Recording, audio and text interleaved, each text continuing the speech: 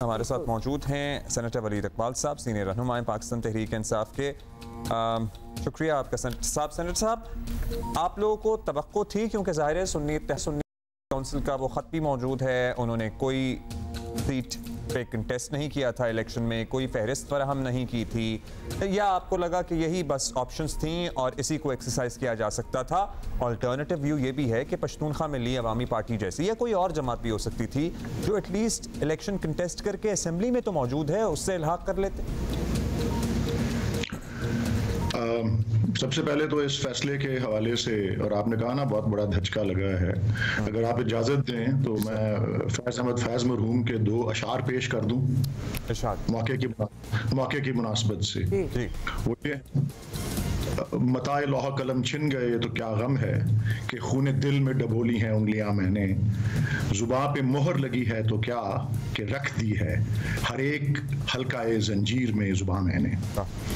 तो आप देख रहे हैं एक पैटर्न चलता आ रहा है, और ये पैटर्न जो है जिसमें वो जिस तरह से सिंबल वाला केस था कि क्रिटिकल मामला है और एक क्रिटिकल टाइम है, उस पर एक फैसला है, और ये सारे जो माइक्रो मैनेज करना, किसी का इंटरनल इलेक्शन और इस तरह से सब चीज़ करना, ये इलेक्शन कमीशन को ख़ास तौर पर PTI ही नज़र आई है।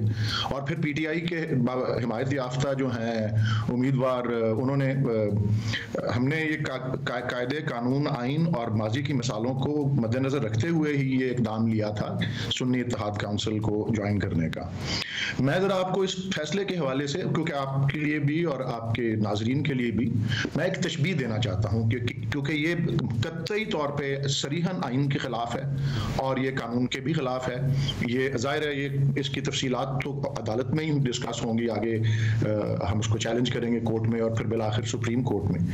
लेकिन मैं आपको तशबीह जो देना चाहता हूँ, क्योंकि इसमें कोई तस्वर ही नहीं है आइन के अंदर इस चीज़ का जो कि इस फैसले में हुई है।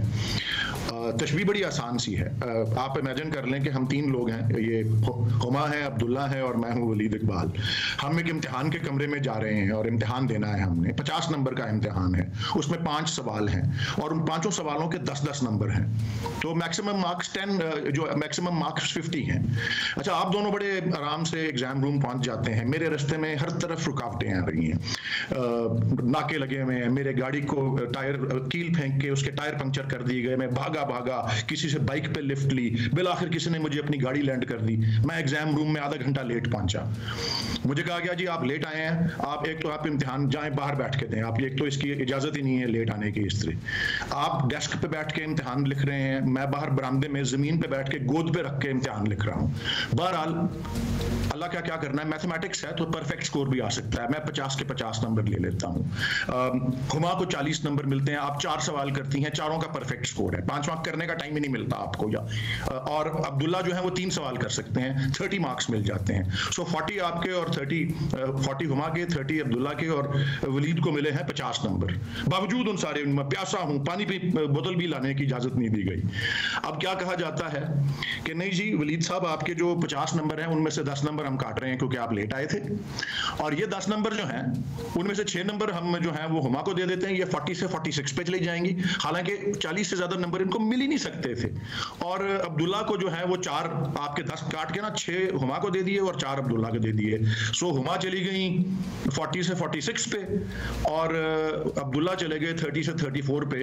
हालांकि उन्होंने जितना पेपर किया था वो when you plead the case in high court जो ऐलान हो चुका है, लेट्स सी कि कानूनी जंग ज़ाहिर आप लड़ेंगे इस सिलसिले में। ये भी एक्सप्लेन कर दें, एग्जांपल तो आपने वलीद साहब दे ही दिया, लेकिन बहुत से लोग हैं उनका कहना है कि सुन्नी इत्तेहाद काउंसिल की अगर आपको सीटें मिल भी जाती तो हुकूमत पर कोई फर्क पड़ने वाला नहीं था। मतलब what is the importance of those?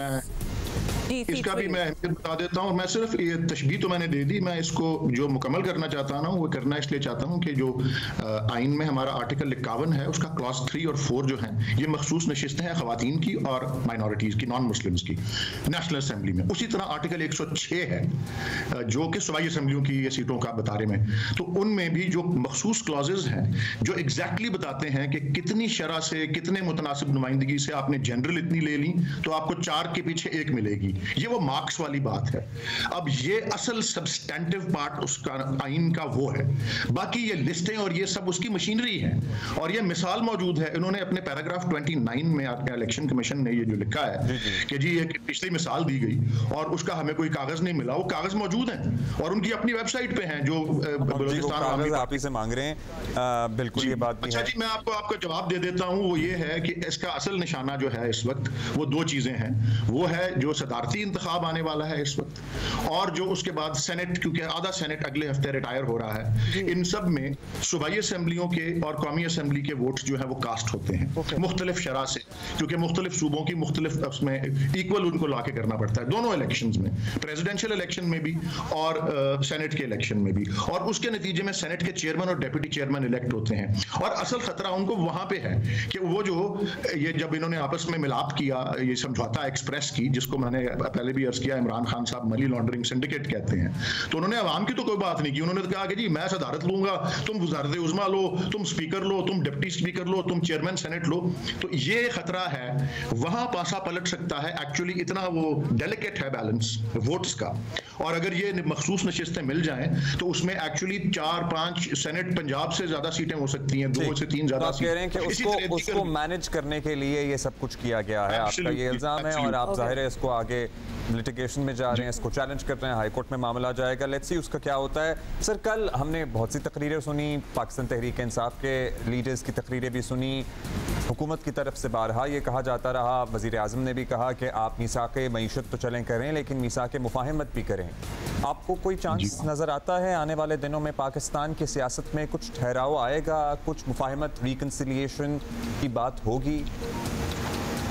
ये हमारी मखसूस नशिस्तें इस तरह खा के, मतलब हड़प करके, डिकार तक ना लें। आज आप बहुत से मुहावरे बोल रहे थे ना, गुल गपाड़ा ये वो, तो ये भी सारे उर्दू की इस्तिलाहें हैं।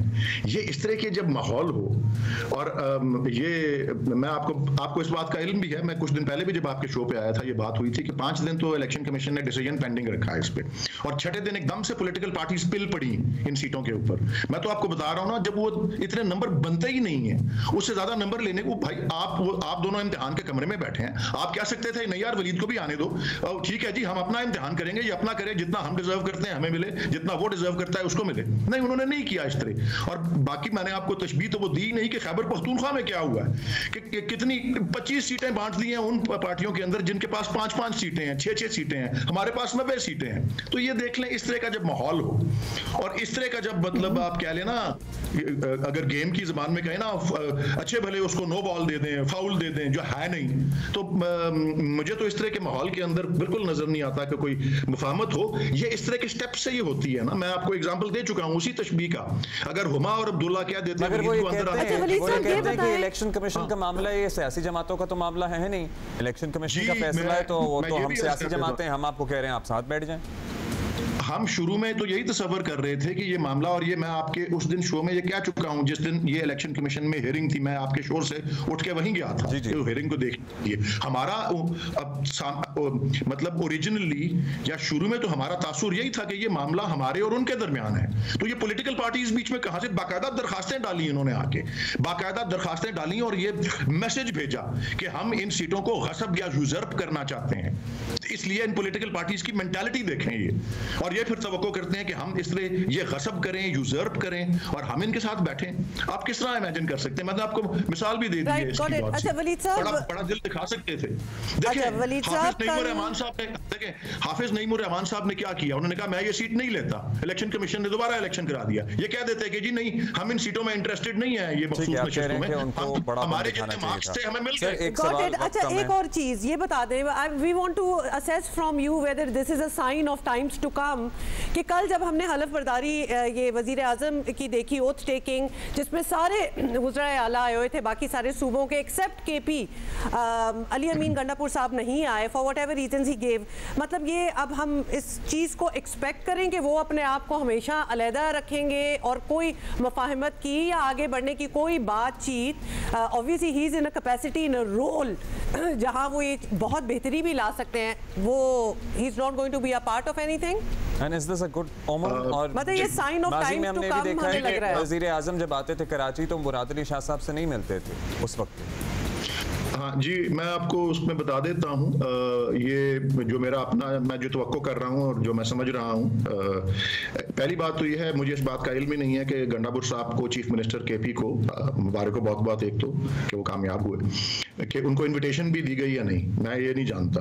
मुझे कल सेनेट में क्योंकि मैं आया हुआ था, मुझे पूछा गया कि आपको इन्विटेशन आई है? मैंने कहा जी हमारे सेनेटर्स को तो कोई इन्विटेशन नहीं आई थी, पीटीआई के सेनेटर्स को। सो ये मुझे पता ही नहीं है। बहरहाल ये रस्मी या प्रोटोकॉल के मामलों में तो मैं नहीं तवक्को करूंगा कि गंडापुर साहब कहीं अपने आप को उनके आगे पीछे दिखेंगे, उनके प्राइम मिनिस्टर के या दीगर चीफ मिनिस्टर्स के। लेकिन अगर उन्होंने अपनी कोई कॉन्स्टिट्यूशनल ड्यूटी परफॉर्म करनी हो, जिसकी मैं एग्जांपल आपको दे देता हूं, 2-3 हैं। जिस तरह से काउंसिल ऑफ कॉमन इंटरेस्ट्स एक कॉन्स्टिट्यूशनल बॉडी है जिसमें चीफ मिनिस्टर्स की पार्टिसिपेशन होती है। सिमिलरली कुछ और कमेटीज हैं जो कॉन्स्टिट्यूशन में भले हो या ना हो, अदरवाइज वो लॉ के जरिए बनाई गई हैं, उसमें भी अगर उन्होंने अपनी कोई स्टैट्यूटरी ड्यूटी परफॉर्म करने के लिए वहां उनकी मौजूदगी दरकार है कानूनन और आइन के एतबार से, उसमें SIFC, जिस पे हमारे चेयरमैन बैरिस्टर गौहर भी कह चुके हैं कि उसमें भी वो शिरकत करेंगे। And similarly national security committees होती हैं, उसमें चीफ मिनिस्टर्स बुलाए जाते हैं। कुछ इकोनॉमी के मामले में दीगर आईनी कमेटीज भी हैं जिसके चीफ मिनिस्टर हिस्सा होते हैं। तो अपनी कॉन्स्टिट्यूशन सिग्नलिंग भी बड़ी इंपॉर्टेंट होती है। आपने कहा प्रोटोकॉल के मामले भी इसलिए अहम होते हैं बिकॉज अगर अदरवाइज वफाक और सूबों में फासलों का तासुर पैदा होता है, which is not good for a federation. जी, मेरे ख्याल में कॉन्फिडेंस बिल्डिंग के लिए जो कि PMLN और PPP और MQM कर सकते थे, उन्होंने उसके एग्जैक्ट ऑपोजिट किया है। और उन्होंने हर लिहाज से, उसकी आखिरी मिसाल यही है कि वो खुद दरखास्त गुजार बन के इस मखसूस नशिस्तों के मामले में आए। ये बिल्कुल एक स्टेज्ड किस्म की चीज का तासुर देता है कि पहले 5-6 दिन एक चीज जो है वो पेंडिंग रखी जाती है और फिर पॉलिटिकल पार्टीज बिल पढ़ती हैं और बहुत सी आर्ग्यूमेंट सुनी जाती हैं और बाकी पॉलिटिकल पार्टीज में वो बांटती जाती हैं सीट्स, जो कि वो You have a point. वो मुस्तहक Thank you, नहीं है। sir. That is all the time we have. Thank you. Have a good day. Thank you for being with us. बहुत शुक्रिया। अच्छा जी, इसमें मजीद अब हम डिस्कशन इसलिए नहीं करेंगे क्योंकि आगे काफी हो गई है। हाँ, और आगे जाके करेंगे। तो हम वापस आ जाते हैं उस बात पे जो हम पहले कर रहे थे, नहीं आएंगे वापस।